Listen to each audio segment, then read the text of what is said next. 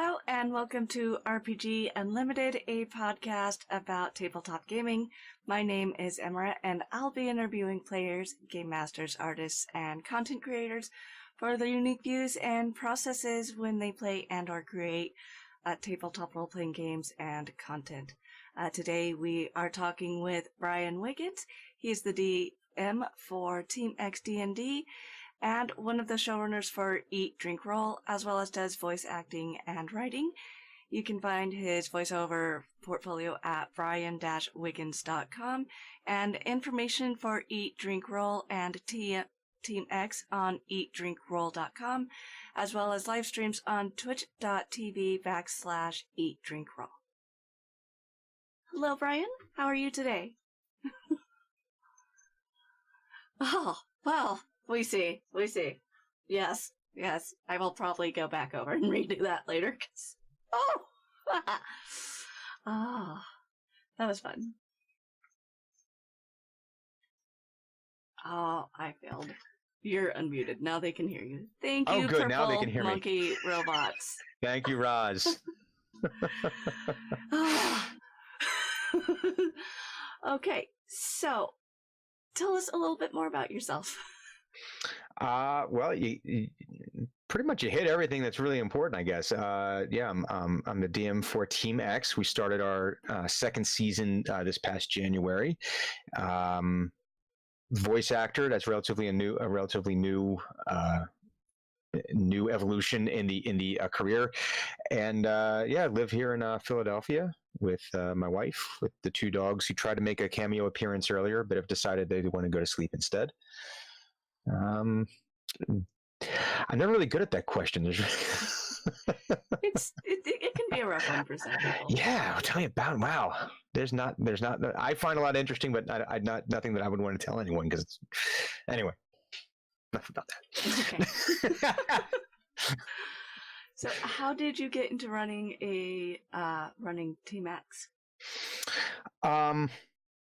So I had been wanting to run a D&D game for a while, very specifically after watching the Acquisitions Incorporated game that had been running for, I guess at that point, 9 years.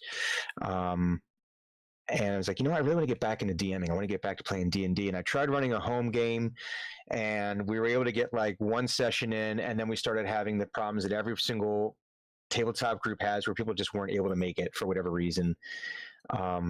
Still had the bug, but it was like, okay, can't really play at home the way that I would like to. Everyone had life getting in the way. And it was after PAX Unplugged 2017, the inaugural Unplugged, where I had gotten a chance to meet some of the folks that we knew through the Acquisitions Intoxicated program that Penny Arcade puts on. And I was like, hey, guys, what? You guys just want to catch up online, like on Roll20 or whatever, and just play some D&D? And they're like, yeah, let's play some D&D. And so we decided, hey, why don't we start streaming it at the same time? And it just slowly evolved from there. But it really just came from everyone just having a little itch that needed to be scratched, and we figured out a way that we could all communally do it on Sunday nights. Awesome. What's Acquisitions Intoxicated? So the folks at Penny Arcade in August of 2017, Jerry Holkins and Eric Benson, who's one of the co-writers for the C-Team game. He and Jerry do the writing for that game. They started doing a live brewing show on Tuesdays where they would crowdsource the ingredients for making craft beer. They had they have one of those Pico brewers, and the idea was that they would make all the beers in tandem or in the spirit of different characters of the game. So the Omen Drawn beer became Warhammer and things like that. So and a bunch of us just started, we actually met through the chat there. That's how I met Clues, how I met Viking Goat, how I met Blind Cleric. It's how we started getting together. And actually, it's how I actually met Purple Monkey Robots, Roz, through there, because he's one of the moderators on there as well. And so we just all started talking there, and then again, meet in real life, and turns out we didn't hate each other. We actually liked each other quite a bit, and that's really, really nerd cool. friendship. Nerd friendship is born. It is a really organic thing how that bit happens. Mm-hmm. Absolutely. So what is TeamX for those who haven't heard of it? So TeamX is actually an official, and I'm putting that in quotes for a reason, an official franchise of Acquisitions Incorporated. We had said that we wanted to play an Acquisitions Incorporated game just because we're fans of that, and Jerry has said, yeah, we want everyone to kind of play here, and that's obviously coming to fruition in June when they go and do their source book coming out. But Clues, who happens to know the folks over there at Penny Arcade, was somehow able to cajole Jerry into providing us an actual, like, official franchise. So TeamX is Team Xenagog. It is a team that operates out of Pinedale, which is a town that I have made up, or we have made up, but is based out of the Chandlewood, which is several, I think almost weeks southeast of Baldur's Gate in Faerun in the Forgotten Realms. And I chose that because it was so far out of the way that it was unlikely that there would be issues of running into other storylines, things happening in all the major cities. And we didn't want to collide there and have it be, oh, well, our game says this and your game says this, and then, so we just set it over there. So yeah, it's a team. It's based out of this little kind of almost Mithril Town hippie commune. Yeah. Hippie commune in D&D. That's a interesting concept. Yes. And it's been shenanigans have ensued ever since, as is wont to do with D&D. Yes, and they've successfully completed 2 contracts over the course of the last almost year and a half of playing. It just, but it's been a ton of fun. Completing contracts, that could be a bit of a thing, especially when it's adventuring contracts. So. You also run EatDrinkRoll along with Christina Witt and Gideon Rise. I might butcher this. Ivan Martino? Ivan Martino. And Ross. Yeah. Can you tell us a little more about that? So, it's one of those things that was founded with the best of intentions, where we had ideas for all these different shows that we were going to do. The only one who's been successful with that outside of us doing the TeamX game has been Ivan, or Viking Goat. He does something called Late to the Game. He never had NES, Super Nintendo, PlayStation. He never really had any of these game systems growing up, so he didn't get a chance to really play any of these classic video games. So he, starting last year, started playing through these classic games. He's played Castlevania, Legend of Zelda, Zelda Link to the Past. He's in Banner Saga right now, which I know is not a classic game, but he did Dragon's Lair, which is very much a classic game. If you remember the old arcade cabinet game that was I think it was actually illustrated by Don Bluth. It was animated by Don Bluth. So he's been very successful in actually running that on a very consistent basis. Gideon, the Blind Cleric, and I have each tried to run our own games, and either life has gotten in the way, or, as you and I were talking about before the stream started, my system completely ate everything that we tried to do.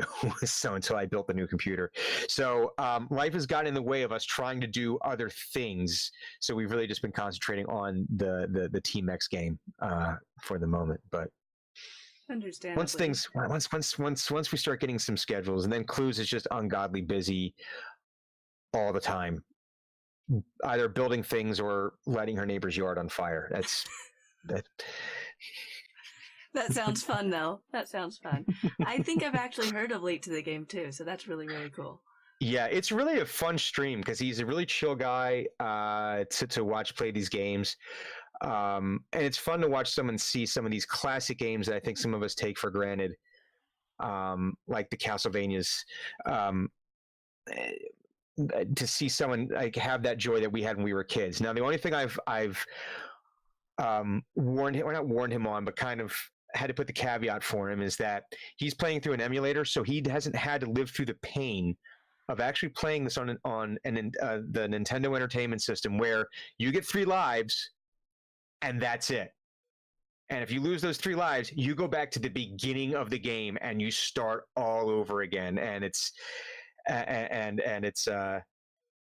it's fun to see him have a chance to play a lot of these really great games. I still want him to play Metroid, but he hasn't gotten to that yet. Oh, he's got to do Metroid. It's great. It's one of the few games I played. So late to the game would be something that fits me as well. Mm-hmm. So he streams that. I'm sorry. Go ahead. I'm sorry. We had no gaming systems growing up. The first gaming system I got was a Game Boy. And I lived with my mother and my grandmother. And my grandmother, within 6 months' time, decided that Game Boys are for boys. It's in the name. Oh. So. Well, we know that not to be true. We do. We also know that there was a radical thing in the 80s as far as saving the gaming industry that is now kind of hurting it. So I don't think we need to dig into that at all, though. Yeah. But he streams that on Tuesday nights at 8 p.m. Eastern. Awesome.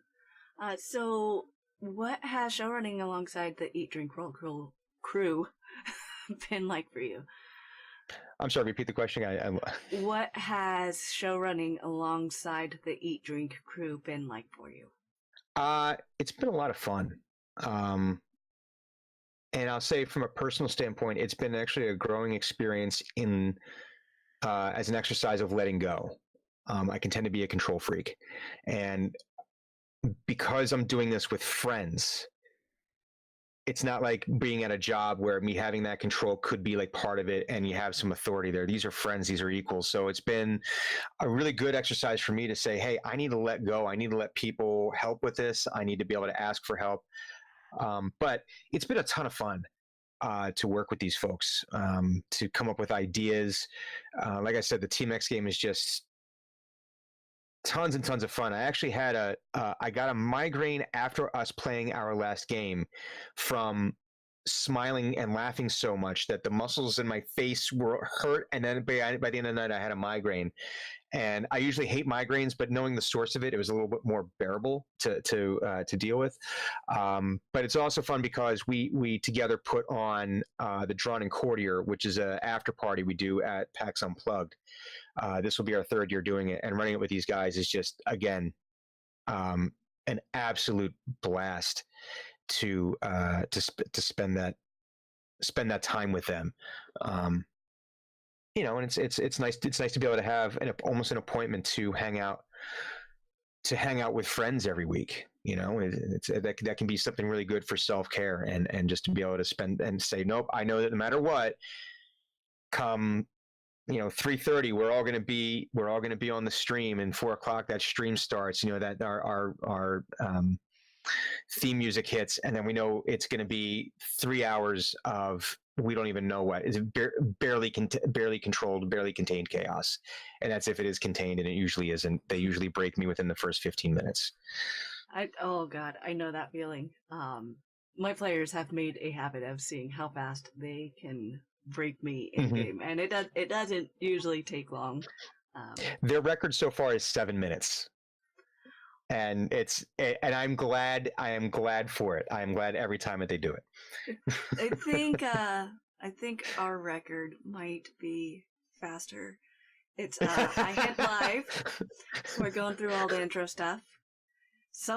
They've been going on this thing. Someone says something that breaks me right as we're supposed to go in. Like, I hit the button, they say the thing, I just dead right off the bat. It's like, this is. I think what we're doing now, we're now establishing a new form of streaming, a new genre of streaming, which is speed running the DM.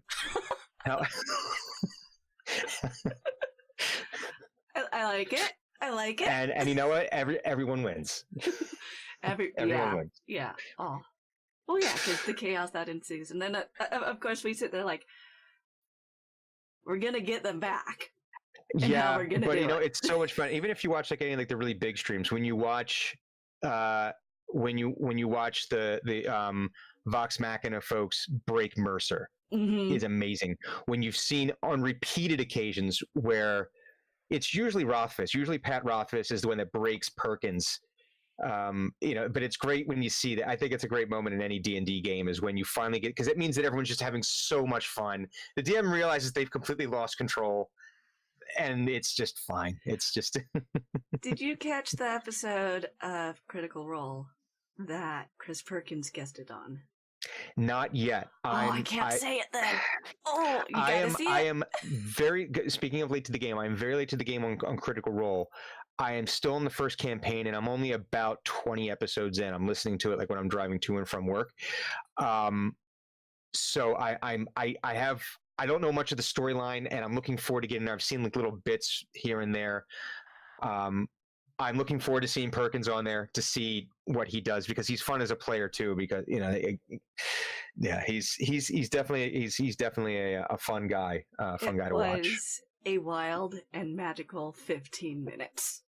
Oh, this was with his with Squirt, right? Yeah, Spurt. Yeah, I do know the basics about that. That it didn't last very long. But it was so. Yeah. It was great. Mm-hmm. I actually did my first Critical Role fan art based off of that, because it's like this moment has to live. Yeah, it must live on. So it was. Yeah, I don't. It's one of those unforgettable moments in a game that I didn't participate in. So yes. What kind of challenges have you guys had to work through as a group pertaining to live streaming? Well, our first and foremost is technological leprosy. We seem to suffer from that on a regular basis. Usually it's me. And a lot of it had to do with me using a laptop trying to do these things, and the laptop just not behaving. But a lot of it, we've done a lot of technical things where all of a sudden one of the mics don't work. Or forgetting to unmute people, which we do. That happens. Oh, I have no idea what that's like. I don't know. It never happens.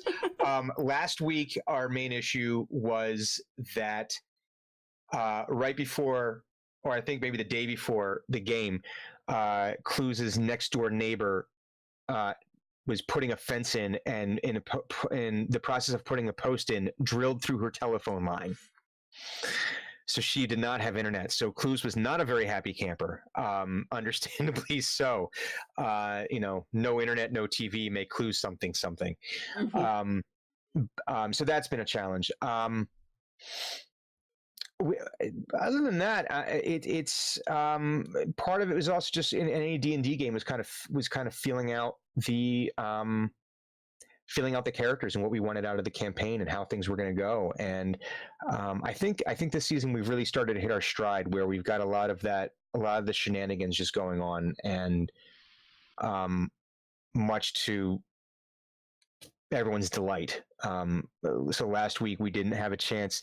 Last week we were playing. I had to get one of the characters caught up, which was a challenge unto itself. We have a split party, which adds to the challenge. And we had a player who couldn't play. I think I had a challenge in Clues. I'm not mad at you, Clues. It's fine. We made it work. So, but I felt bad because we didn't get really a chance to get to Roz at all in the game, because we were dealing with bringing another character up. But then I didn't realize that he had his microphone on mute the entire time, because he was laughing his ass off the entire time. So in the end, it was like, okay, he knew it wasn't malicious. But then he jumped in and role played a bird, and it was perfect. But this is why we love this game.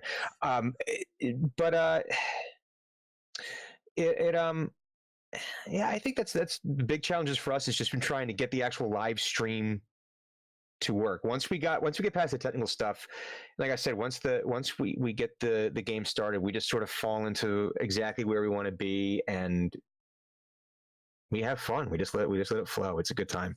It's one of the awesome things about D&D, and it's one of the things I learned right off the bat.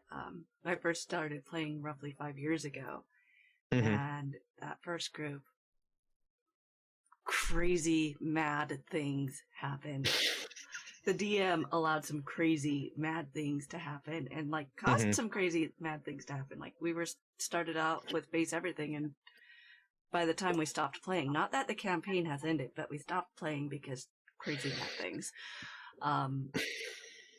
Most of the players were turning into different things, well, not the players, but the characters. And it's like, Mhm. this is cool, you know. And then the DM started another group, which we found out eventually our players in that group are actually somehow related to players in that first, characters, sorry, in the first group. And it's like, I still want to know how my first character is related to my second character there. I want to know. So, Oh, he's got plans, or she has plans. This person has plans. if we ever get everyone back together to do these things, yes. So. That's always the challenge too, and I think because we're live streaming the game, it makes it an appointment. And I said before, it's an appointment basically to hang out with friends, which was awesome, and but because we're streaming, it's kind of there's a little bit of an obligation, and I don't think it's a bad thing. I don't think it's like, oh God, I have to stream. None of us are ever like, oh God, we have to play D&D this week. But who does that?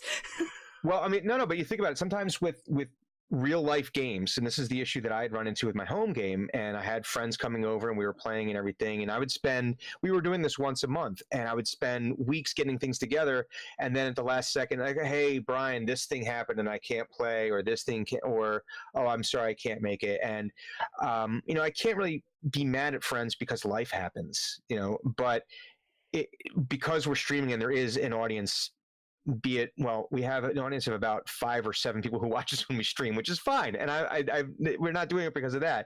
But when we looked at our numbers from last year, we had like over 1,000 plays over through podcast. We've got a couple hundred views through YouTube, so people are watching the game. I think so because of that, it makes it a little bit easier for us to say, you know what, I might need to move some things around so I can at least make the time, to play. And again, it comes back. I think but that's also probably very important in terms of self-care, is that it's too easy for us to say, I've got all these other obligations. I've got all these projects I'm working on. I've got work, kids, got whatever. And before we know it, it's been a month and you haven't made any time for yourself. And this way we've all made 3 hours a week just for ourselves, or to play with I'm going to rephrase that, to play D&D with each other. I'm not going to say it the other way because it just sounded wrong. So it definitely makes it a lot of fun.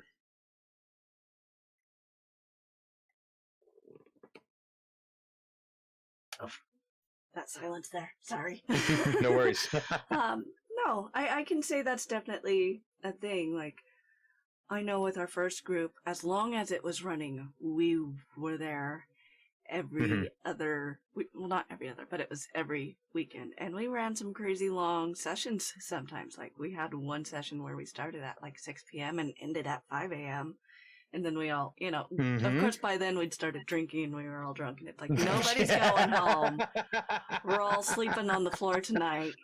Tonight? Wait, it's morning. The sun's coming up. So, but I mean, just the memories. We've and that's all the had thing. That's I think it's one of the crucibles, right, of D&D or any tabletop RPG, is that you have to have done that one session where before you know it, the sun is rising. Yeah. And it's like, and you had no idea. You've been playing this game and talking with your friends for 8 hours, and it's one of those things that I think everyone has fallen into that lost weekend. Yeah. I can say that's one of the things that we kind of miss when we're live streaming, because it's like, we know we can't do that then. Much as we would like to sometimes, when we're sitting there like, hey, this stuff is going on. I don't want to stop here, but we need to. It's hard. It's hard.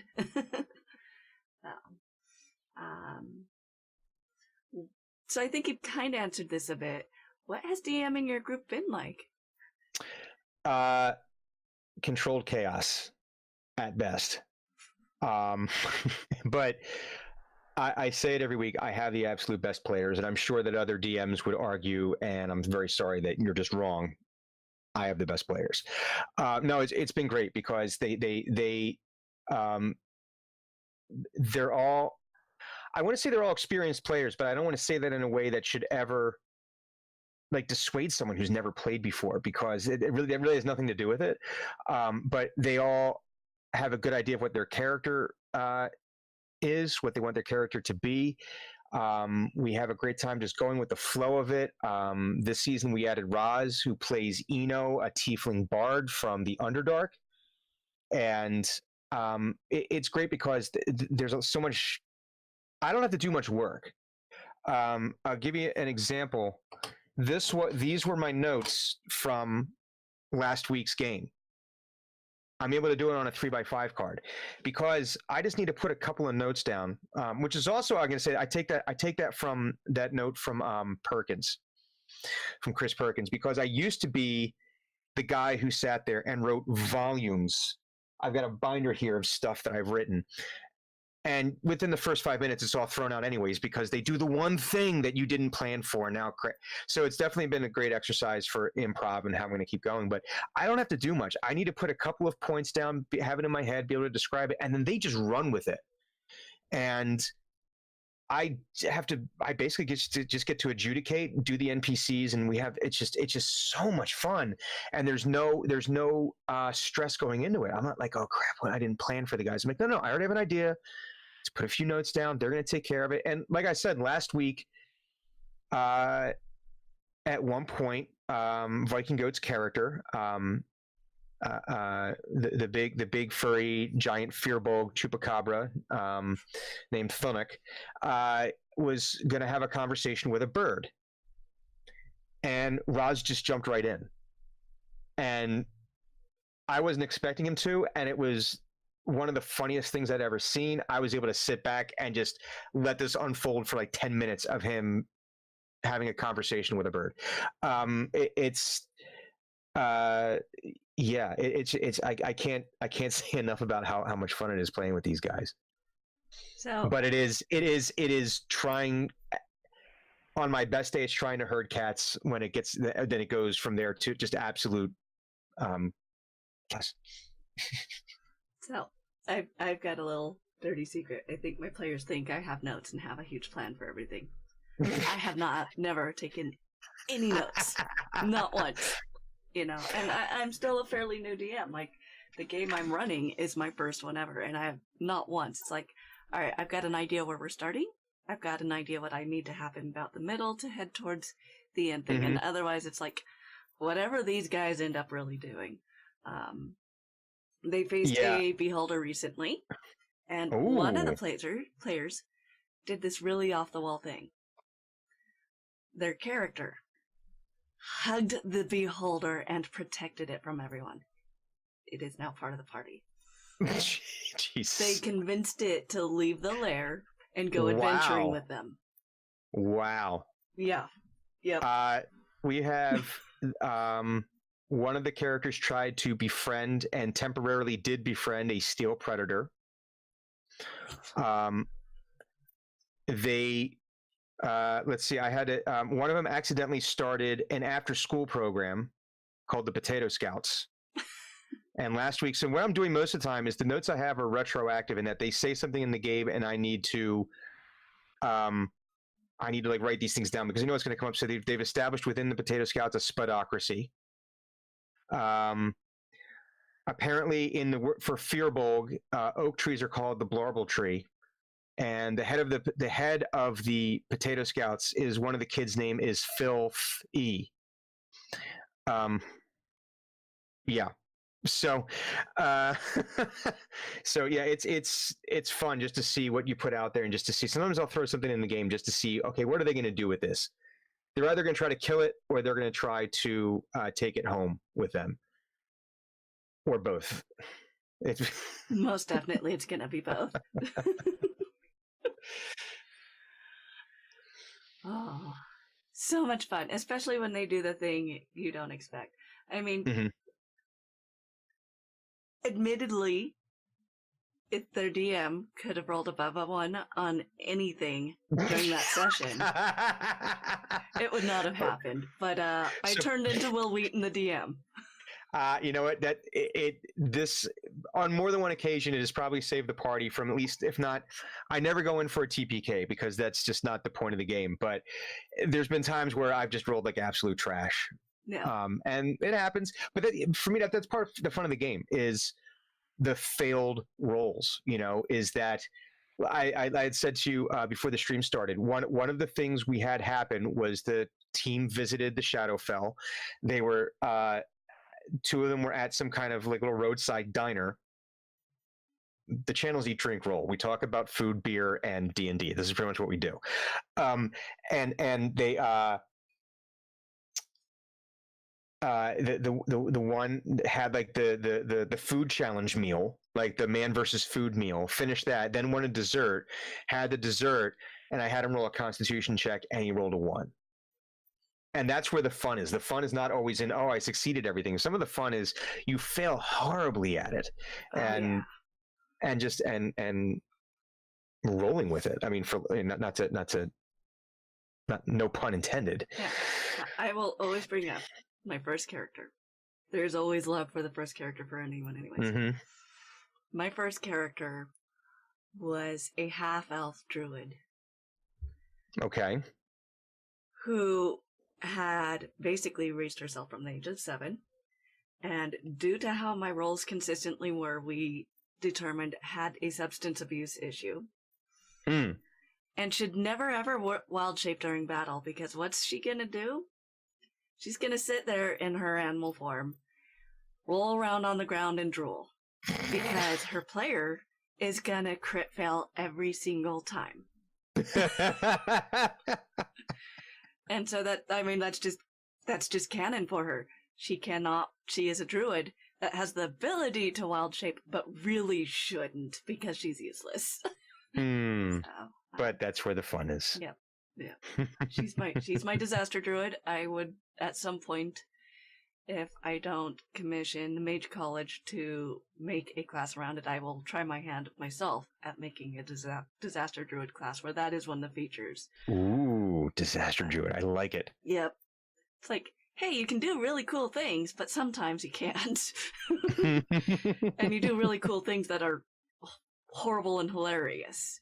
Mm-hmm. So it's still really cool, just the opposite really cool, not the, oh hey, I'm like this OP class and I do these things and I just take over combat. No, you just kind of... There's no fun. There's no fun in that when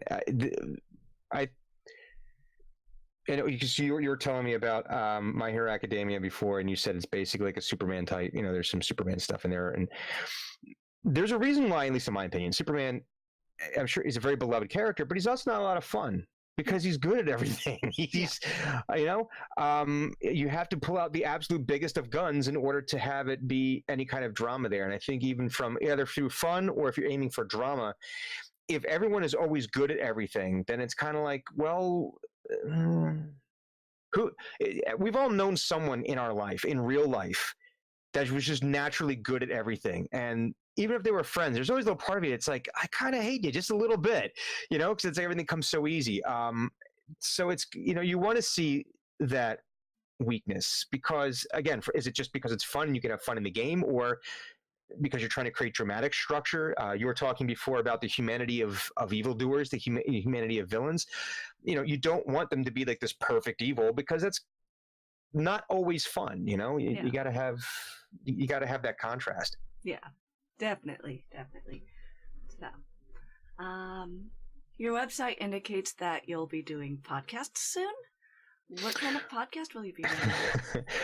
So the two that we've been kicking around, that again, due to either life getting in the way or technology getting in the way. I was starting to do one that was interviewing DMs, kind of similar to this, but I was treating it like,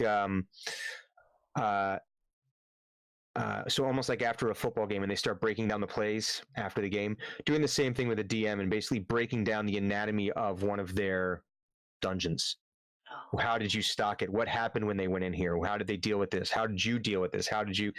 And treating it like as a resource for DMs,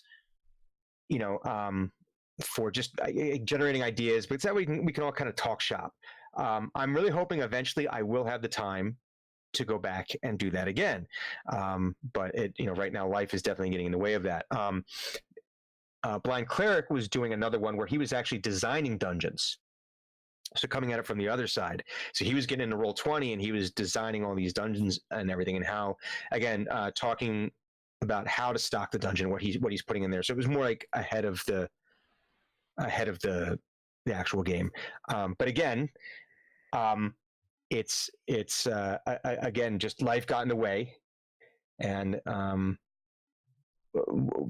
if we ever end up having free time again, I'm sure we'll start seeing more podcasts come out. So right now, the main podcast is the TeamX game. That we usually release it on Wednesdays. I know I might be a week behind on that, and get that released, but that's kind of where we are with that. Where can that be found right now? So you can find the TeamX games from season 1 and from season 2, pretty much on any of the platforms that you would get your normal,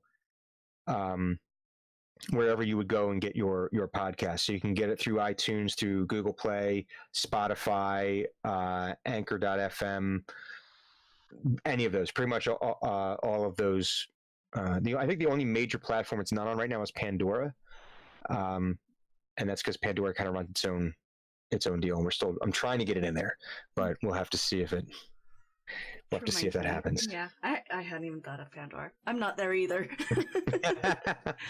But it's fine. It's fine because their podcast player is, let's just say there's no way to listen to things in chronological order. You can only listen to them in reverse chronological order. So you can only listen to it from the newest first, and then it will automatically play the previous, as opposed to going the other direction, which would be helpful. So Pandora, if you're watching this, if anyone works for Pandora that is watching this, please fix that. It's real basic, and I just want you to do that.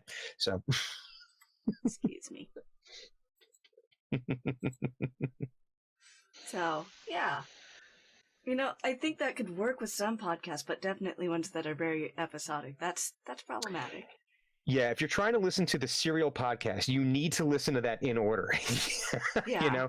A D&D campaign, you need to listen to it in order. If it's Questlove Supreme, you can listen to that in whatever order you want. Yeah. Makes sense. Okay.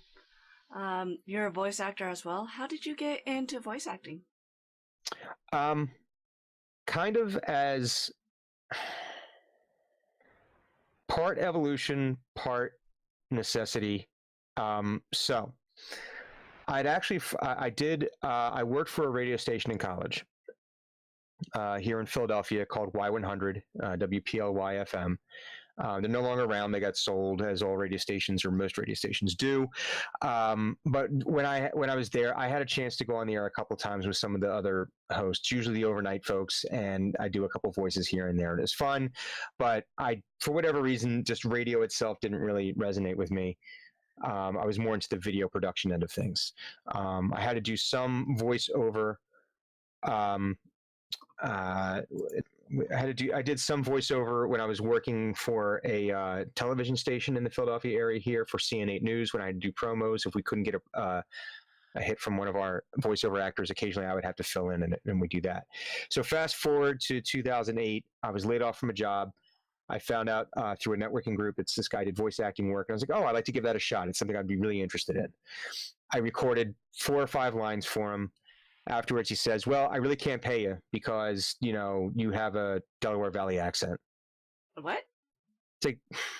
So if I have a Delaware Valley accent, I'm trying things like the word note. Instead of saying note or phone, you say note, phone, okay. Jeet yet.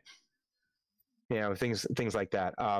There's a video on YouTube called Shit Philadelphians Say. Watch that and you'll understand the Del Val accent. Yeah. Oh shit, I dropped my keys in the culvert. Things like that. I went to Citywide. When it's thick, it's kind of ugly. But I had a bit of a Delaware Valley accent, and his was just like, okay, here's your $30, but I'm never going to work with you again because you have an accent and whatever. And it was like no mentoring, no, here's how you get better. Oh. It was kind of like, all right, well, I guess I'm not going to do this. Fast forward again, September of last year, my position was eliminated from where I was working. And the longer I was looking for work, the more it seemed like, well, I'm going to have to take a huge pay cut to go do a job that I'm not going to want to do. And I was thinking, well, wait a minute,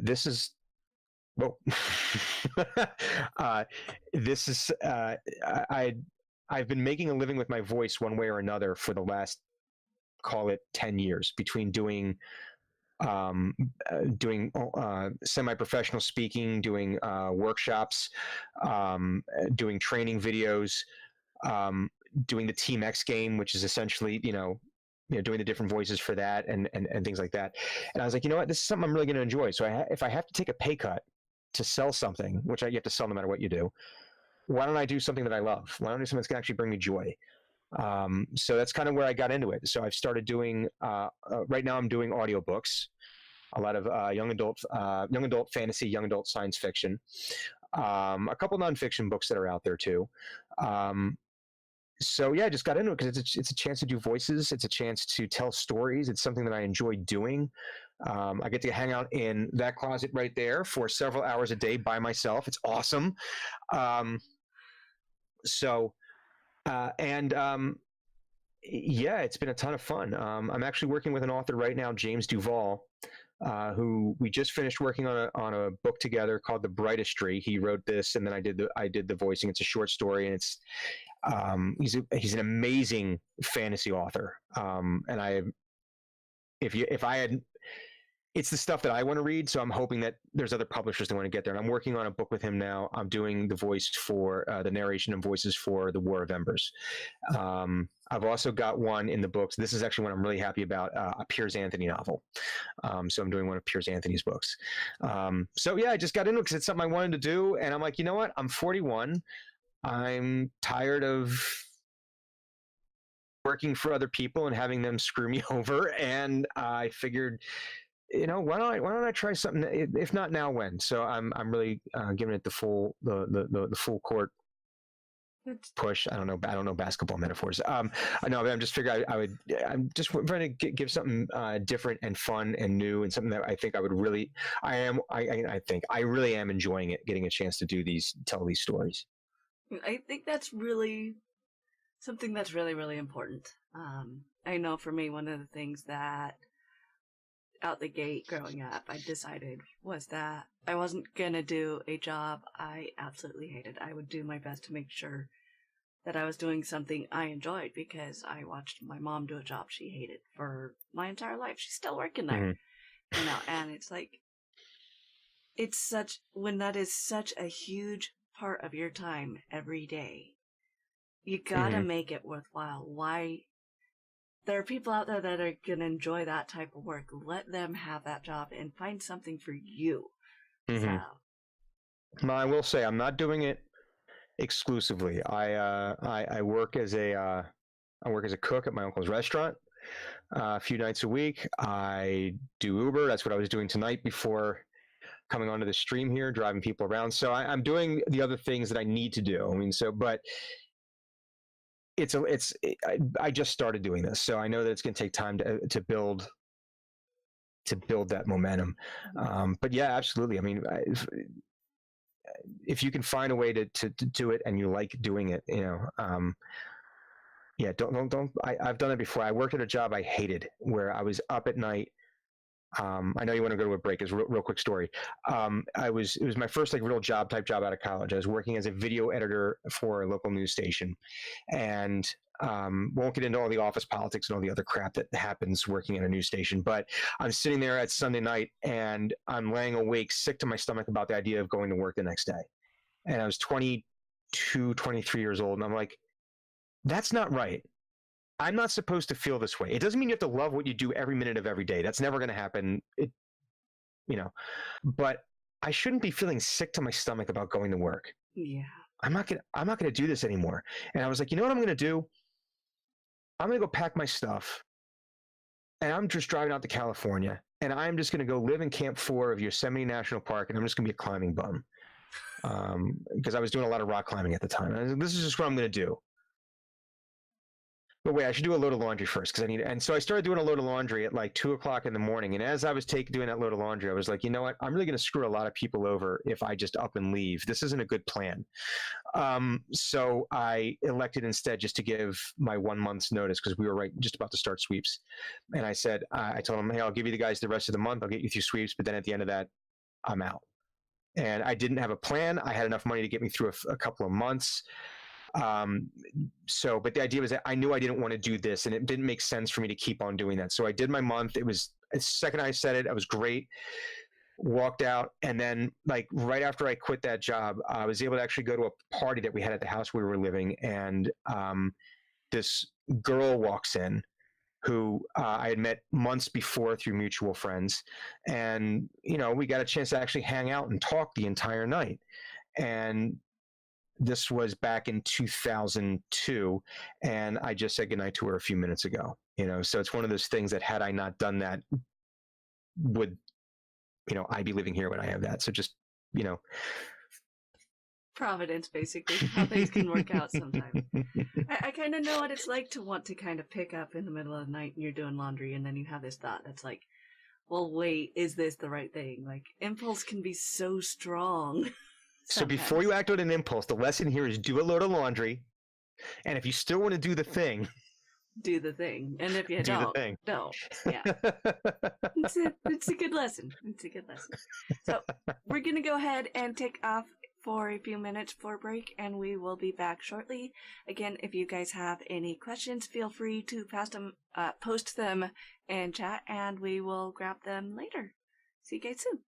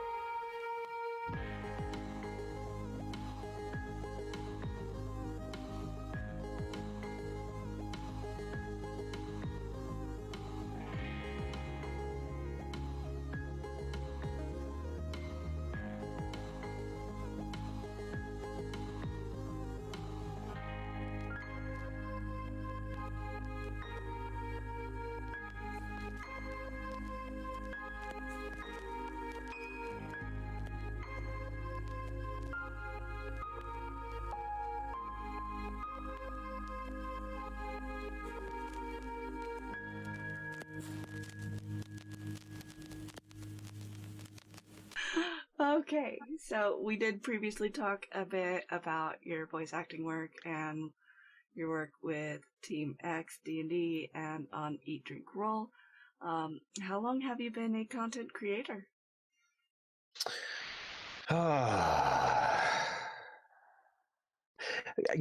Well, like I said, I guess for a long time. I'm trying to figure out how to answer that question. As far as like TTRPG, again, I only really started coming back to it January of 2018. And you and I were talking again off stream about some of the projects I have, and I'm not going to reveal them right now because I don't want to give anyone else ideas, and they can steal my ideas and spoilers. Do that. No. Spoilers. But I mean, I in high school I got bit by the video editing bug and video production bug back then, and we had some friends that we made some movies that will never see the light of day.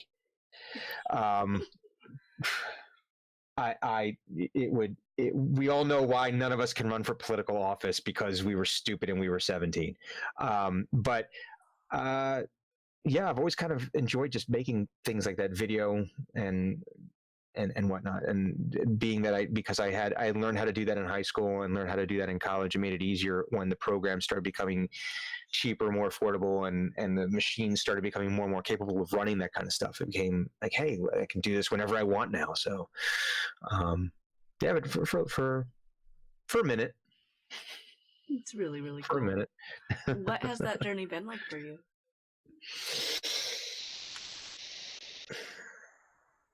Probably 1 part fulfilling and 8 parts frustrating. That's usually the way it goes, right?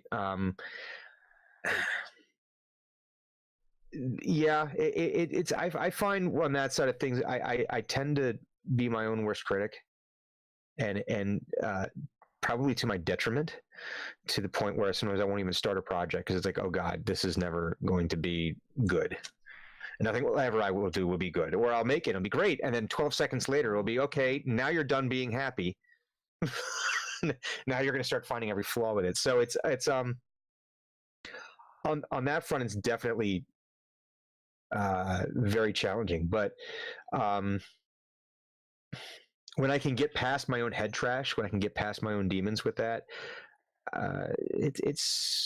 it's a lot of fun being able to learn new skills and then be able to see these finished products. So I'm learning that really a lot with the audiobook, doing these audiobooks.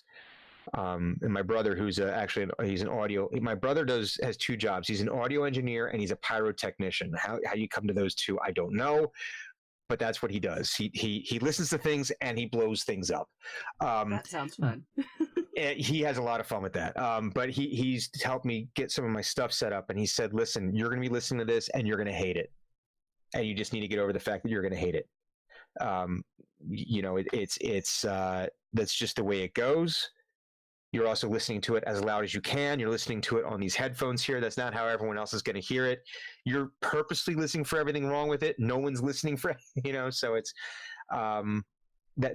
it's been I think a positive learning experience on that front, and just in trying to learn to get rid of, and I know every artist I've ever spoken to, and I would never, I'm saying that I do not consider myself an artist by any stretch of the imagination.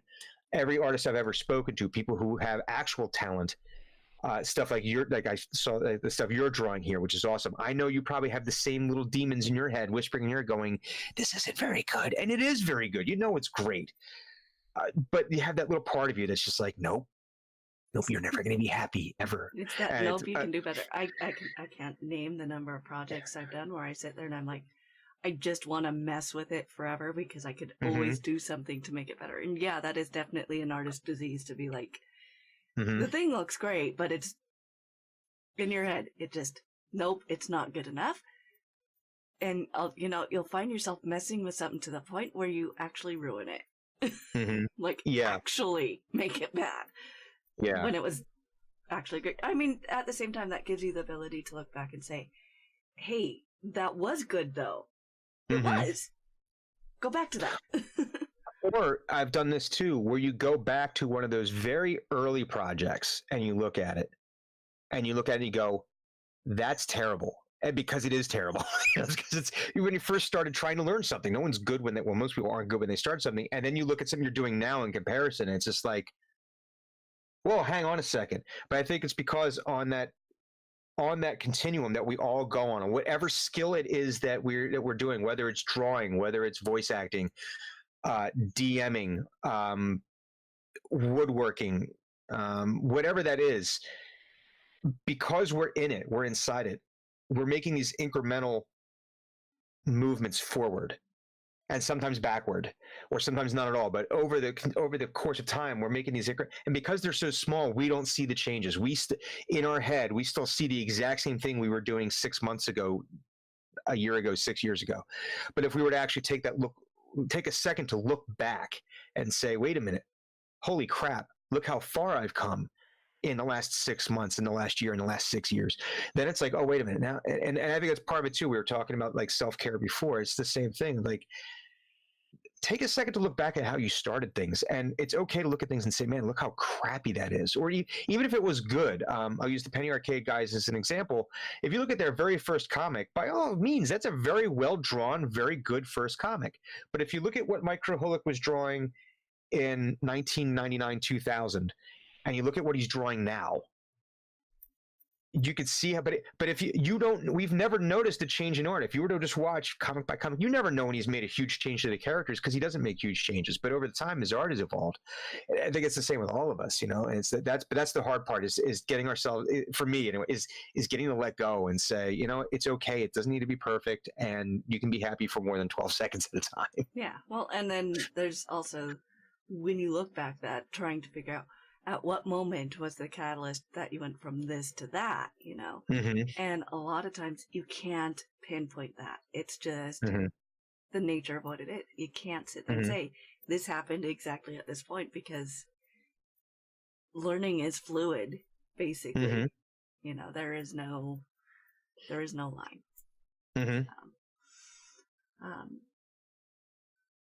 What is one of the biggest lessons you learned as a DM since you've started running games? Letting go. I mentioned that before, where I used to meticulously plan sessions. And in college, I was playing a D&D game, and my friend who was running the game also had the source book for Vampire the Masquerade. And I started reading through it. I was like, oh, I really want to run this, because I was an angsty edgelord college student. And I think college does that to everyone. I went anyway. It's a whole other. Edgelord Brian was not a good look on me.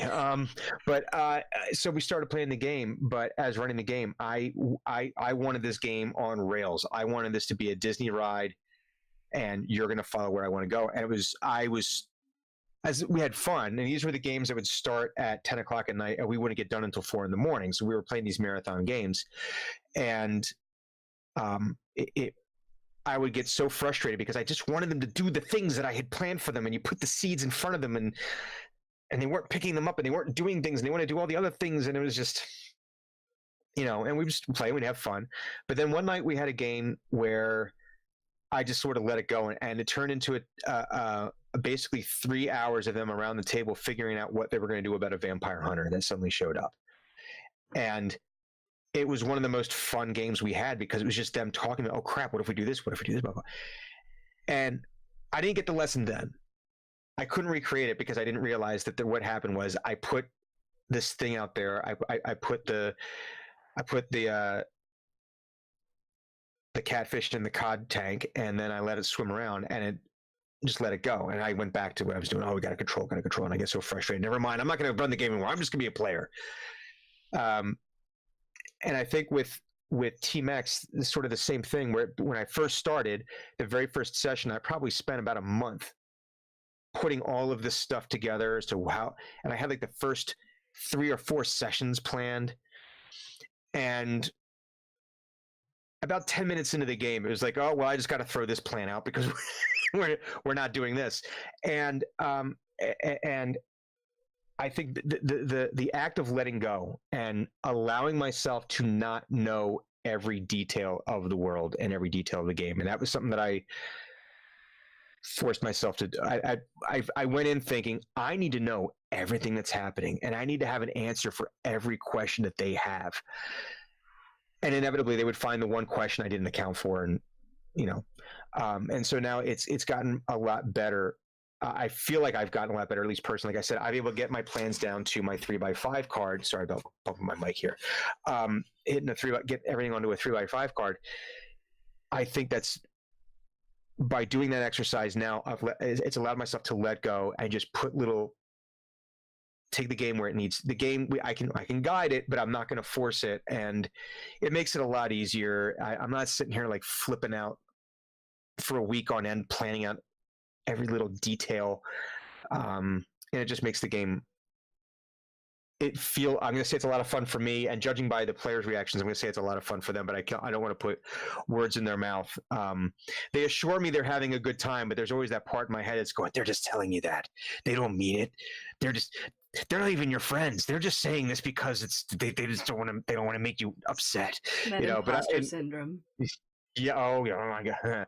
But they, no, I think we have a good time with that. But it's me being, and again, I'm a control freak. So being able to let go, it's also a very relaxing thing to do. Mentally, just to say, I don't have to control this world. I just have to adjudicate it. I agree. I think that's one of the things that stopped me and probably a lot of other people from starting, is the idea that you have to have all this stuff planned out. I know I'd had ideas for a couple of campaigns long before I ever started DMing, and I was like, I just got to figure out all this stuff. I have to have all these maps, and I have to have all this information, and all just madness is what it is. That is what we call that, madness. and we don't do Yes. it. You learn, you know, whether you start there or not, you learn that Mm-hmm. it can be limiting. For some people, yeah, that works for them, but for a lot of people, it doesn't. You know, Yeah. and again, yes, players will find that one thing you didn't prepare for. And Almost exploit it. every time, it's like this secret They little smell it. instinct. Yes, they They smell it, and sense they're it. like, that is the thing. And I'll tell you, there's one other thing that really, it was like a mind-blowing moment, where at least this, one of those like aha moments. And it was a very simple one. And I mentioned before, like what really got me into wanting to do this again was watching the Acquisitions Incorporated games. And it was one of the first games that wasn't just a podcast, where they actually had videos set up. And in the middle of the game, someone had a question to Chris Perkins, the guy who wrote the freaking books, or one of the guys. I don't want to take away from the amazing work that people did. And he does this. He goes, oh. And he starts looking up the answer. And it was like, well, wait a minute. If Perkins doesn't know all the rules by heart, I don't have to know all the rules by heart. And that, for whatever reason, I had it in my head. And I think a lot of, from what I see like online, I think a lot of new DMs always think, oh, I need to know this rule book inside and out. Now, I've devoured all of these books because they're just fun reads. But yeah, it's like, and it was like, wait a minute. The guy who's been working for Wizards of the Coast for the last, since the 90s, so almost over 20 years, the guy who's like one of the main guys responsible, I think he's like one of the, like he and Mike Merrills, I think, or no, it's him and Crawford that wrote the Dungeon Master's Guide for 5th edition, and he needs to look it up. Yeah, I'm not how to look things up. So one of the things I figured out, and it was sitting in front of my face for a long time, and I think it sits in all of our faces, and somehow we miss it. And yes, it is in the rule book, and it is the biggest rule that covers whether you know the rules or not. Mm-hmm. The DM makes the rules. You can change any of it whenever you feel Zero. like. And it's like, how did I miss this thing that I have read time and again? Every time I've opened this book, it is the first. It's like the cardinal rule that we just forget exists sometimes when we're looking at doing something. I think with practice you get better, but like, I know that idea that I needed to know everything inside out. My first game as a player, I drove my DM nuts. I drove him nuts because I was like, I need the DM's guide because I have to know every rule. He's like, no, you don't. And I'm like, yes, I do, because I have to understand everything. He's like, you're going to be a DM someday. No, I'm not. Fast forward. Fast forward. Hey, I'm running a game. You want to play? Yep. Oh, I will always remember that. That is just things like that, you know, those moments. So, how were you first introduced to tabletop? E.T. the Extraterrestrial. The very first scene, or one of the very first scenes of that game, of that movie, was them playing Dungeons and Dragons. Now, the first time I saw that when I was just a wee lad, no idea what they were doing. You know, didn't really have a concept for it. Then watched it again when I was probably 8, 9, 10, and I realized, oh wait, they're playing Dungeons and Dragons. And so I asked my parents for Christmas or my birthday or something like that. I said, hey, I want a Dungeons and Dragons kit. I didn't know anything other than this game existed. And so they got me the red box, and, you know, basic D&D. And I just started devouring it and reading it and drawing maps every time I could. And hey, can you guys get me graph paper? Because all I wanted to do was draw maps. And somehow I found out that I had some other friends that played. There was like 3 of us, I think, total. And yeah, and then we eventually moved on to the blue box and started playing AD&D, Advanced Dungeons and Dragons. And this was during the whole Satanic Panic era. So I had one friend I asked to play, and he wanted to play, and then he came and he said, no, I'm sorry, my mom won't let me because she says it's evil and you're going to have me cast magic and stuff. I mean, not And I was wrong, like, but well, not yeah, right either. she's not wrong. I just listen. It's who hasn't hasn't made a blood sacrifice to the elder gods. I mean, come on. So yeah, we started playing that. It was kind of like a cool thing, rainy day activity. Go and play some D&D. A lot of time it was one-on-one. My friend acted as dungeon master, and I had my little character, and we would play. And never really had any like group adventures. And then didn't really pick it up again until college, when a friend of mine, who's still a very dear friend of mine, Justin Morse, he actually had, man, that had to be, see, this was 96, so that had to have been 3.5, I think. Which, if I remember correctly, a lot of tables in it, which was a little overwhelming as a kid. It was still overwhelming in college with all the tables. And it was one of the things that had, I think, turned me off a little bit. Now I look at it, I'm like, I want more tables. I want all the tables. But at the time, it was a little confusing. But he was the first one that did more narrative storytelling. Whereas when we were kids, we were just doing straight, okay, I go here. What do I see? 10 by 10 room. Is there any monster in here? Yes, a goblin. Great. Attack goblin, where here he was getting into more into the actual narrative storytelling part of it. And then it's when we transitioned into vampire and the whole World of Darkness thing, because we were all, like I said, angsty edgelord college students.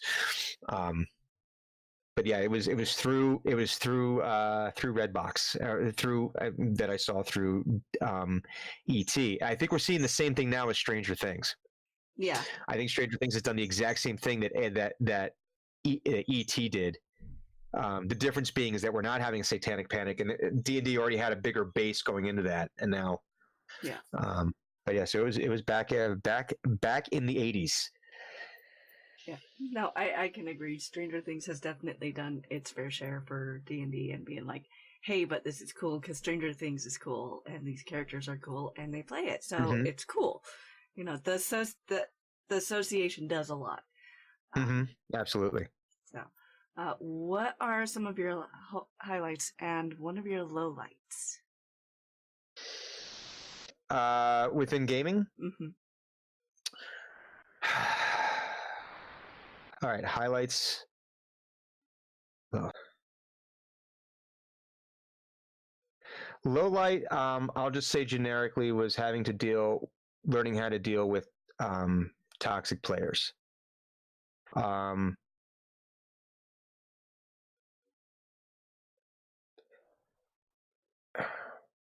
So yeah, that was something, learning how to say, listen, we got to say enough's enough. And that's just, I don't have much patience for it. And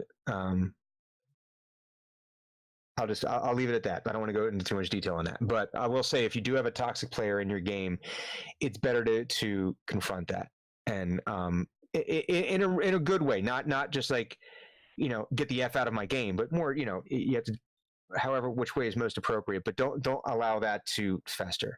And I will guarantee you that anybody who's been playing TTRPG for any amount of time has dealt with this, that they always have one person who just makes it not fun for everyone else, or less fun for everyone else, and you should deal with it, because it should be fun for everyone else. Highlights. Man.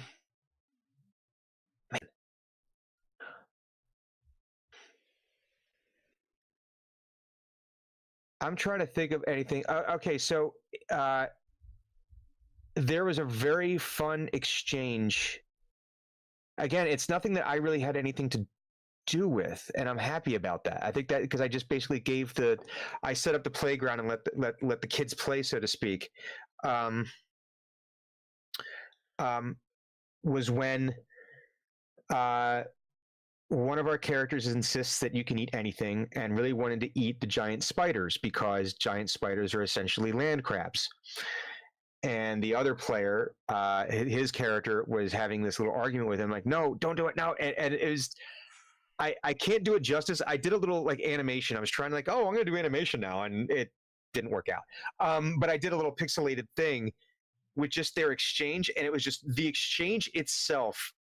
You could not have scripted it better. And if you had scripted it and put it into a movie, it would have been pitch perfect with how all these characters were interacting with each other. So I think that's when we could have moments like that. It's going to sound cloyingly sweet, but I have to say there's just too many to really narrow down a highlight, because the folks that I play with are just so much free. Okay, I'm going to take this back here. Clues, you're absolutely right. I just saw she made a comment here.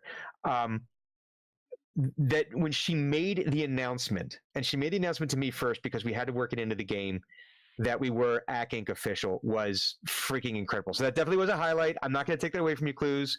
Yes. But since then, there's been so many fun moments with this crew. Like last week, Roz acted Purple Monkey Robots. He acted like a bird for 10 minutes, and it was ridiculous and stupid and funny. And it's just one of those things. Like I said, I had a migraine afterwards, and it just happens every week. I wish I could just say, oh yeah, this is. But these 4 people that I play with every Sunday are just so unbelievably funny, and they know when to be the straight man. They know when not to be. They know when to be the goof. They know. They just. The chemistry's there. It really is there, and the only thing I could say is, like, okay, highlight is I have been able to provide a little bit of a playground for them to play, to do these stupid things, like start an after school program. It's yeah. And I think that's really the magic of it, is mm-hmm. these characters, these experiences that we share wouldn't happen otherwise. And I think that's one of the most enriching parts as DM, is being able to say, hey, I came up with this idea and these people ran with it. We made this possible and we did this thing. Mm-hmm. And it was, whatever it was, maybe it was really emotional and tugged on the heartstrings, or maybe it was hilarious and, or maybe it was just something simply relatable. Yeah. I don't think I've been able to create that emotional backdrop yet, but I also don't think that's the game that we're playing. We tend to be a little bit more goofy. It has serious moments. It's not that it's like slapstick all the time. It is often, but that's something I will say as a DM, when I'm trying to learn how to do, is how to set up for those emotionally impactful moments that can really have some punch. And I don't feel like I've gotten there yet. But it's something I'm willing to work on, and I'm okay with it. I haven't gotten there yet, but I want to be able to create that, because it's fun to have those little emotional punches every now and again. That's not just, oh, we killed this child. That's not. Yeah, that's not. That's not fun. I'm not going to do the Joss Whedon, here, kill a puppy. It's like, that doesn't really. Yeah. That's too easy. It's also why I will never see John Wick, because I know what happens in the first 10 minutes of the movie, and I don't want to see that. So. Yeah. I think on that end, what works, it's one of the reasons why I'm a huge proponent of backstory. No, we don't need it completely fleshed out, but give me some relatives or some friends. Give me someone I can use. Oh yeah, there is always that, and we'll figure out a way to. See, I think I have the answer on why I get uptight myself. Tell me about your mother. Yes. Who does your character love? Just no reason. Just curious. Who can I hurt you with? I'm sorry. What does your character hold most dear in this world? Oh. So yeah. Well, like I said, we just answered my question on, hi, why does everyone cast me as a villain? Oh, wait. There it is. Oopsie. So, what was that first game like? If you remember. It was interesting. It took a couple sideways steps that I wasn't expecting. There was the usual kind of trying to figure out how everyone was going to play together as players, how the characters were going to play together within the story. I think everyone was trying to flesh out their own character still. I mean, you have that written down, but I think it's like if you watch any television show, the first couple episodes, even though they've spent months rehearsing and getting ready for that, the first couple episodes, you're really not getting the full picture of the character. It's usually like halfway through the first season or even into the second season where the actors really start to feel comfortable with those characters and really start to feel, okay, I really want to explore this space. I think explore the space, and figure out what's happening there. So the first session, aside from the technological leprosy that went along with it, which I unduly infected you with today. See, it happens through Discord and through these channels. I infect people with my technological leprosy. It was, I'm trying to remember. It was, I know they turned a stool into a musical instrument. I know that several options for combat that I had set up were actually talked their way out of, which is always, that's always legitimate. Yeah, and we learned don't ever trust the Tinker Gnome. Ever. I think I agree. Actually. Yeah. But that's yeah, I think it was a lot of, I just remember it being a lot of, and it's typically, I think it's typical, is just trying to figure out how is all of this going to really work together now. And no matter how many plans you've made, how much you think it's going to go. From the DM perspective, like we just said, they're going to find that one chink in your armor, that one thing you didn't plan for, and they're just going to they're going to sense it and they're going to exploit it, and you'll never be able to get back to where you want to go. Yeah. So I think there was a lot of that, but it was also a lot of everyone sort of trying to figure out, how are their characters going to really feel once they finally got that clothing on? It's like you've had it on paper, you've had it in your head, but once you actually have to be that character, it's like, I need to, get tailored a little bit more, or, need to shift the weight a little bit. Adjust this. Maybe I wear something more like this than like that, because this feels more like what I'm playing versus what I wrote. Definitely. So what systems have you played, and which ones have been your most and least favorite? I have played, obviously, D&D, which I guess falls under the D20 system. There was White Wolf's World of Darkness system that was all based on the D10. Then World of Darkness actually released another game called, now I'm blanking on it now.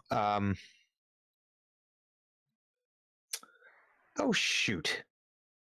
I bought the source book and everything. It was basically about celestials that had come back or reawakening and could do these superhuman feats, and I cannot remember the name of it. Begins with an A. Oh man, this is gonna kill me. I can't remember the name of this game. And I only got a chance to play it like 2 or 3 times. I only got a chance to run it, but I really, really liked their system, because the idea was that you were supposed to be RPing or role-playing anime, and the idea was that the more you Exalted, it was called Exalted, that was the name of this, and it was still based off of a D10 system, but they did it a little bit differently with how they used the dice in order to see how successful you were with things. I think, I don't know if I really had a system that I did not like. Okay, I'll go back to saying the second edition, the red box system and the AD&D system. I think, now again, I'm going back to when I was like 10, 12 years old playing this. I think that was a harder system to wrap my head around, because I think it was much closer to first edition D&D, which was very, very wargaming heavy, right? It was, if I've never seen it. I would like to see it, but if you ever look at first edition books, it is hard to build a character. It is hard because there's tables for everything. And obviously they got better as they went on, but I think second edition was still pretty close to that. And it made it really difficult, I think, for me. So I'd say if I had to like something the least out of all of them, that would be the one, but that's not like something I would never say, oh, don't play it. Obviously, because it's evolved into what we have now. And I think I really like the system they have in place now. Systems I have not played yet. Blind Cleric has been in my ear about the Genesis system, so I really want to check that out. He says nothing but good things to say about it, and I'd really like to see that. one that I really would like to see, and I think that Blind Cleric, in fact, I know Blind Cleric is going to run this game at some point this year when we have a hiatus from TeamX, and he's going to do something with Star Wars Edge of the Empire. I love the dice system that they have for that, where it's more like interpreting runes or reading tea leaves.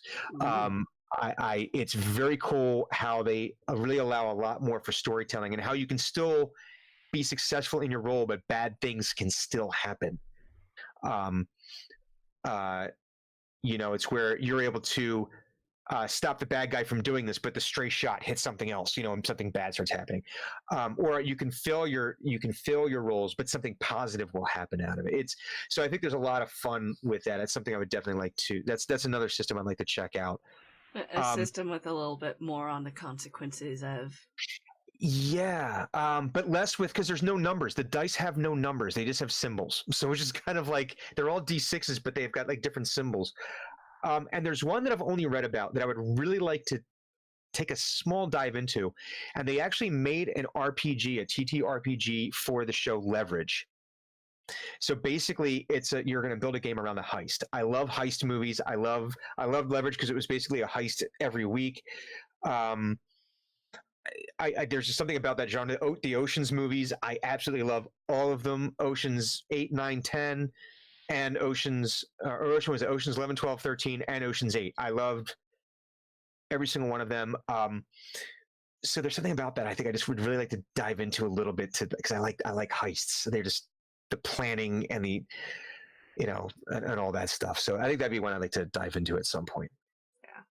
Well, and I get the whole heists are fun, and I haven't honestly done a lot of different systems myself, but I've done heist stuff in D&D, and it's awesome.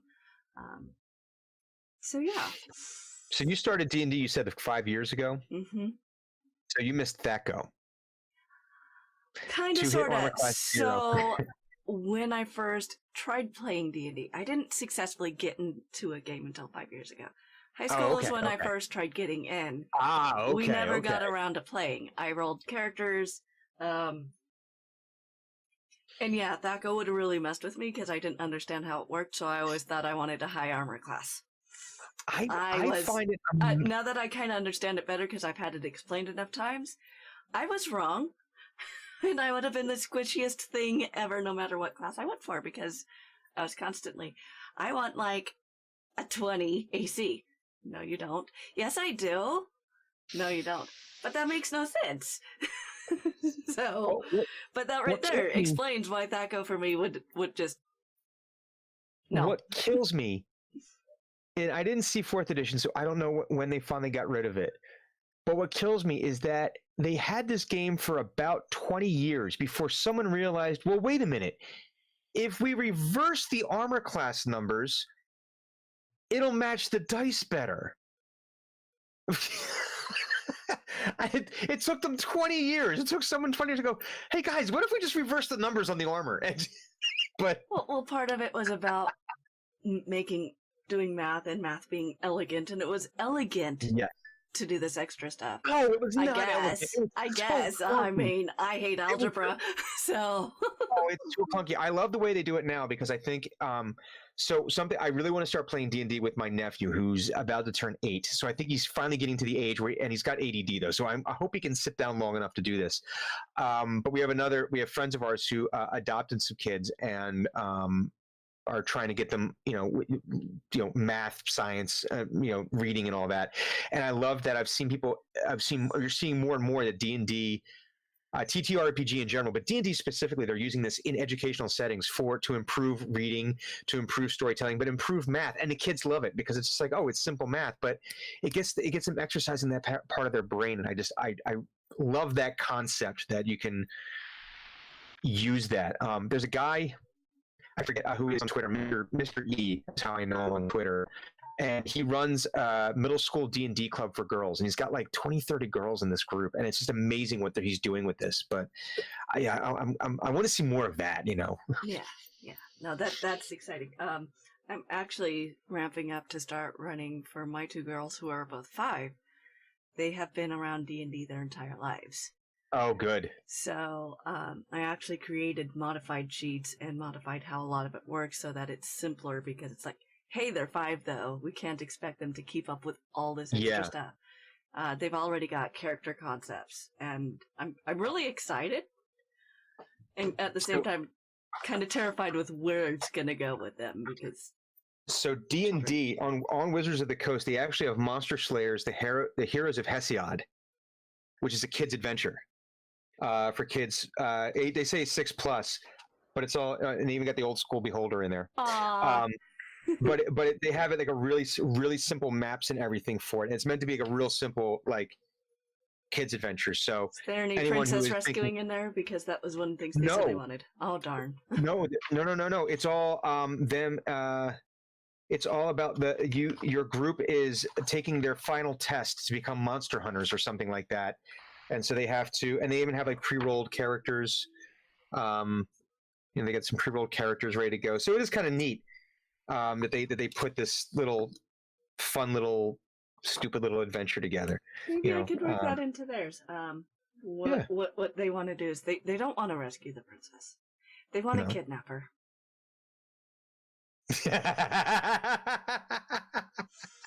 Yep. I wonder where they get that from. No idea. Mommy's a villain. So no, that'll be exciting when I get around to that. Just working out how this change I've made to the system will work with them will be. Yes. It'll be a thing. So so what kind of things do you do to prepare yourself both as a player and a character before a game and as a DM? So as a player or a character, I gotta be honest, I haven't been on that side of the screen, oh God, in 20 years. And I don't like being able to say anything in that high of a number, but it's been a long time since I've had the opportunity to play on that side of the screen. So for a DM, like I said, I used to spend all week obsessing. Usually what I do now is so before the season started, I had an idea of the way I wanted the general story arcs to go, with the caveat knowing that I was probably going to throw all of this out at some point, or at least have to, adapt it.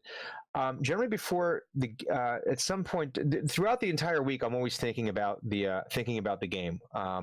What are the different hooks that I want to introduce? What are the different parts of the backstory that we want to tease out this week? Did I have an cool idea for an encounter? Where do they leave off? And one of the fortunate things about working in the kitchen is that, especially this time of year, there's a lot of downtime. There's not a lot of people making orders, and there's a lot of time of me just sitting there doing prep work, just the normal mindless stuff that I do, every day I'm in there.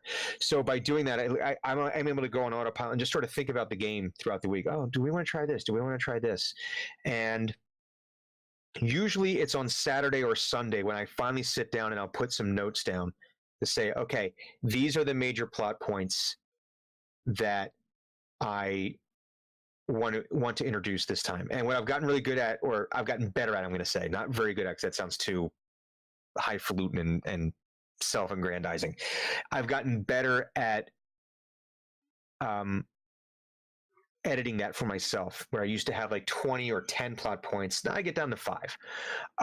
The other thing I do is I have a binder where I keep notes from the previous game, and I also have all of the characters that have been introduced, because inevitably at some point one of my players is going to ask the name of a character from 20 sessions ago or 6 sessions ago, and it's like, well, and I get it, but I need to have the notes. The other thing that they're going to do is they're going to ask me from some random NPC that they run into, oh, what's that person's name? Well, shit. So I have a list, actually, a running list of just randomly generated. I have it sitting over here somewhere in my pile. I have a list of randomly generated names. And I would say that is probably the biggest resource you're ever going to need as a DM, is to have names, because they're going to ask, and you don't want to be, oh, his name is Fantasy Steve. It's like, that's not, or maybe you do. I don't know. Yeah, that's pretty much my prep going into it. And then day of, I honestly try not to think of the game at all up until about 4 o'clock, until the game starts. I'll have a couple of notes, but I just need to kind of blank out on it and not think too hardly about it. So that way, and like I said, because if I do, then I start obsessing over things, and I start like, oh, more notes, and then I get disappointed because we didn't hit these things, and Yeah, I get that. I get it. That's why one of the things that held me back for a long time was I have to have all this information. Definitely names. I agree with that. Names is a huge thing, and it can be location too. Like if they go somewhere you didn't expect them to go, it's like, oh, what's the name for this place? So like definitely names. And yeah, well, it's still names, huh? I've found that with a lot of taverns, it's the something and the something, and if you put those two together, and it can be completely random, it's still going to sound like a pretty cool tavern. It's like, the Badger in the Cup. Okay, cool. That sounds like a cool tavern, yeah. But it's good having a few of those things written down. But write down during the game if you do have names. I always write those things down because I know it's going to come up at some point in the future. Yeah. Yeah. Well, because while we may not necessarily take notes, we always advocate our players do. And if they take those notes, they're gonna get that thing we missed if we don't have that. So. Mm-hmm. Mm-hmm. Within the tabletop community, what has your experience been? What would you say has been good, and what do you think could improve? As a whole, I've had now. Okay, the caveat to this is I'm saying this as a straight white male. I've had nothing but I've had mostly positive experiences, I'll say. I know that's not the same for everyone, and it breaks my heart every time I hear a story like that because I see no reason to gatekeep. I think that's something that can be that's the big improvement. There is zero reason for gatekeeping. None. If you are gatekeeping, you and I are going to have words. Because there's just no need for it. I think that it's as a whole, it's been a very positive experience. The people I've had interactions with have been fantastic. There is always the faction of players within tabletop that are the rule mongers. Some for better, some for worse. Some are rule mongers just because they love rules. Some are rule mongers because they like control. Again, it depends how, if they're being toxic at the table, that's a whole other thing. I think that, but that's got to be just how you want to play the game. But as a community, I think the big things have to be,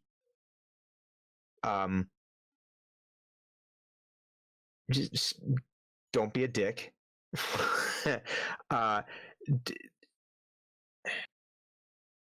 I want to see, for improvements, I want to see the toxicity go. I want to see the gatekeeping go. I want to see the misogyny go. I want to see the queer and transphobia go. I want to see all those things leave. There's no need for them there. It doesn't make the world better. It doesn't make the game better. If you're playing Dungeons and Dragons, we're talking about something that has a rule set for exactly how big the fireball that you generated from your hands that you did by manipulating the mystical forces of the universe. Yes, people can be gay, they can be transgendered. That's what you're arguing about? You're casting it's a game about magic and dragons, and this is what you're.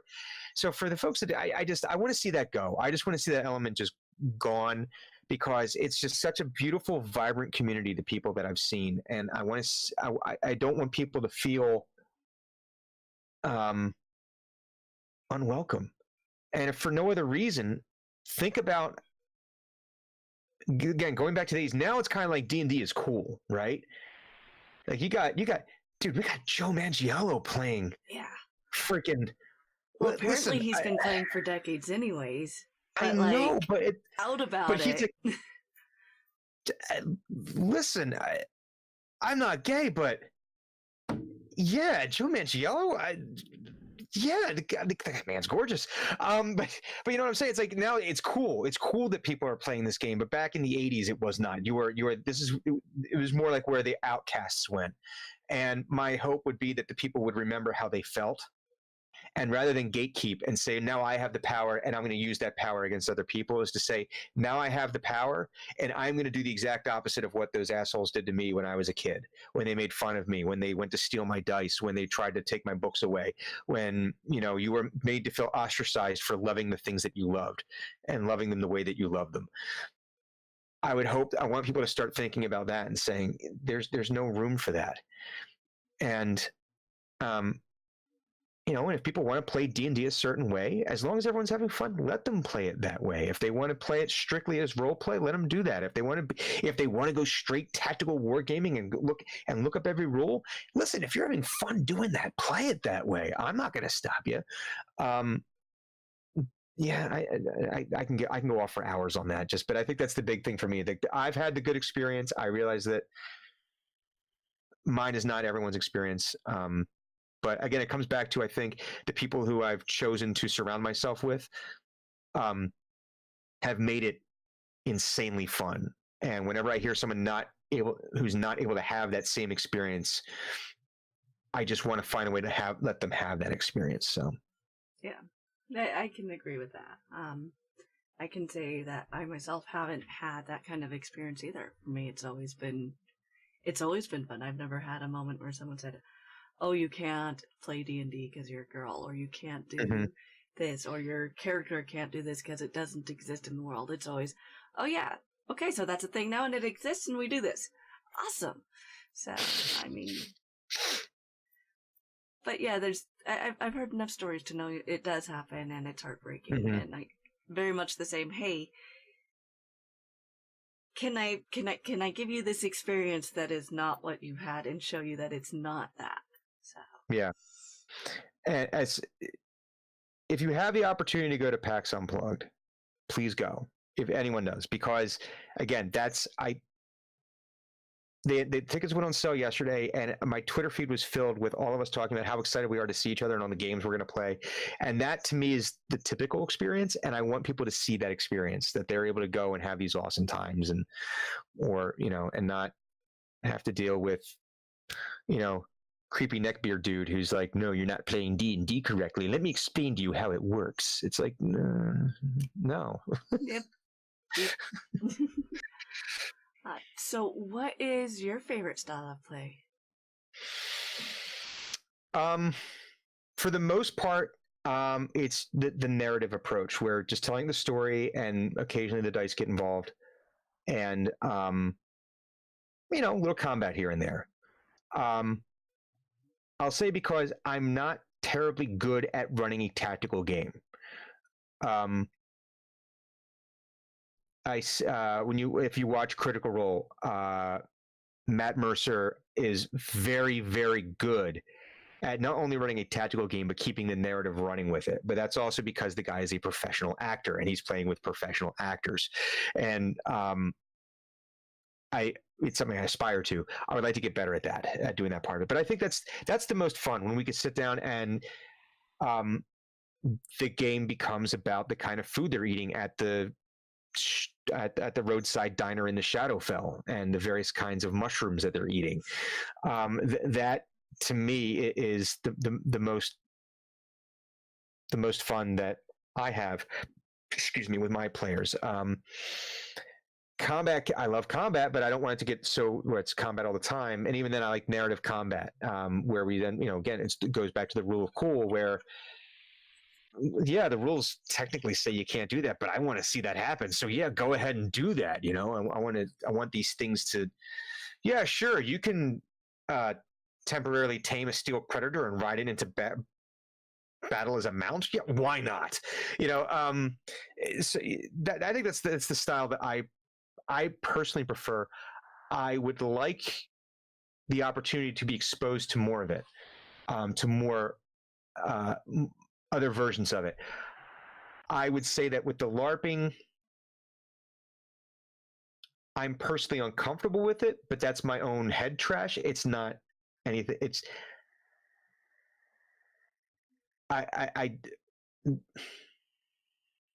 I don't know why I can't bring myself to get into it, and it's nothing against that community at all, because I think it's amazing what they do. The SCA people, I think it's really cool that they put the time and the love and the effort and the passion into what they do, into these costumes. I think it's because my ex-girlfriend in college started getting into it, and there's just this bad taste I have with that, because her friend was into it, and it was just kind of like, oh, and her friend didn't like me, and so I think there's this bad taste there. So maybe it's just this residual thing. But maybe one day I'll get over my own. I'll get over my own ego and I'll try it. But I would also like to try tactical,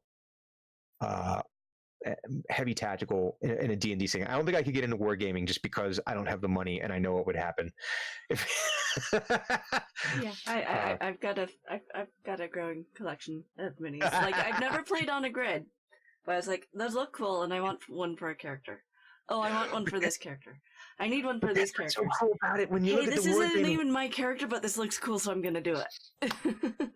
that's what when I look at the wargaming, that's just like these gorgeous terrains, and they're using the tape measures and they're not gridded up. To me, it's like, oh, I love every part of this and I want to do this, but that's staring into the abyss now. And I know it's going to happen. And before I know it, oh, look. It's going to happen is you're going to have really gorgeous terrains and miniatures. That's what's going to happen. And no place to put them. And I'm living out of my car. Because I could see that going down a very dark path. So maybe one day when I have all those residuals coming in from all those all those Budweiser commercials, I'll be able to start wargaming. Quite possibly. Okay. So I think that really covered my main questions. We're gonna take a quick break real fast. If you guys have any questions, feel free to post them in chat and we will get to those when we come back. See you guys shortly.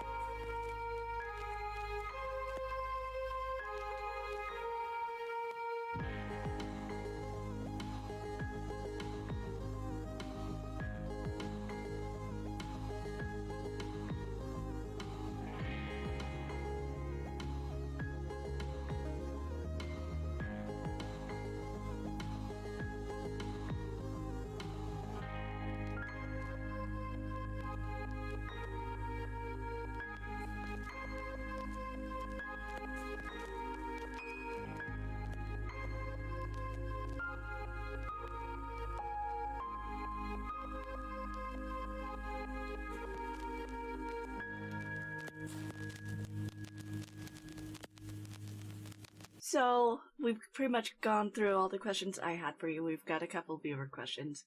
I believe Purple Monkey Robots earlier asked, did you attend a culinary school or are you a self-taught chef? I am self-taught. I taught myself how to cook in high school because I wanted to impress girls, and I got really good at it. Cooking, not impressing girls. My mom, I did not know that meat could be moist until I was in my 20s. Oh. She cooked the living hell out of everything. So yeah, I kind of taught myself to cook in high school and then learn in cookbooks and everything, and just kind of learned from there. My education at the restaurant has definitely been very, very useful. So I'm looking forward to putting those to use at the drawing courtier this year. That's really, really Yeah, cool. there's not much. Yeah, I mean, listen. I mean, I thought about going to culinary school, but in the end, I figured I was getting started in the chef game. Like that's a young man's game, and my knees and back wouldn't be able to handle it. I don't think. Well, and even with that, I think these days trades are so easy to pick up because of the internet. There's how-tos for literally everything. Yes. So for me, I'm of the mindset that it doesn't make sense to pay for that education when you can get it for free, especially if you apply yourself to finding the sources. So yeah, between that and having good mentors, that's the other thing. If you can do that, you're gonna be able to go pretty far. Now, eventually, you're gonna get to a point where you might need some kind of education. But yeah, I mean, hell, I mean, I want to try blacksmithing, and I'm going to try blacksmithing, and between Forge and Fire and the internet, I can figure this out, right? It's only, taking metal to its plasticized state and pounding it out. I'm sure there's nothing that could ever go wrong with that. Oh, of course not. One of my friends is actually a metal worker, and the thing is, at the end of the week, so how did you hurt yourself this week? And of course, invariably, it's a burn. Well, I'm doing that now at the kitchen, so smooth transition there. Yeah, exactly. It'll be fine. Burn with hot, scalding, melty metals. Burn with fire and hot metals. Hey. Or hot, melty, scaldy oil. Yeah. On a scale of 1 to 10, how much do you like maple syrup on your pancakes? 12. Okay. Cannot have pancakes without it. No, but here's the trick. So when you get that short stack, right, and you put the syrup on top, it only gets on the top pancake and around the size of the other one. So the trick is you got to cut an X into it, get the butter in there, so that way the butter melts through all the pancakes, right? And then when you pour the syrup on it, now the syrup gets down to all the pancakes. I feel like I've been doing that wrong. I don't just put it on top. I put a layer on, put some syrup, put a layer on, put some syrup. That is that is a perfectly reasonable approach. My only issue is when I do that, I worry about the pancake. Then you start losing stability, and the pancake can start slipping off, right? But if you cut the X, then it gets inside the pancake. But either way, you just have to make sure you have proper syrup distribution. Right. Well, and you don't want it overheated. If it's overheated, it's yeah, the right temperature. It'll actually help it hold together. Only rookies pour it on top and leave it like that. That's dry. Rookies and communists. I mean, that's how we find it. Yeah, that leaves it so dry. And if you have to have peanut butter on your pancake too, you can't then because it just messes up everything. Yeah, you have to. Yeah, it's just no. Yes. Okay, so I think unless anyone else has any questions, I think we're pretty much set here. That's fine. So, thank you so much for being on my show. It's been great having you. And thanks for having me. This was a lot of fun. I'm really this is very cool. I can't wait to catch up with future episodes. Yep, we do run every other week on this. Off weeks is when I do my campaign that I DM. So awesome.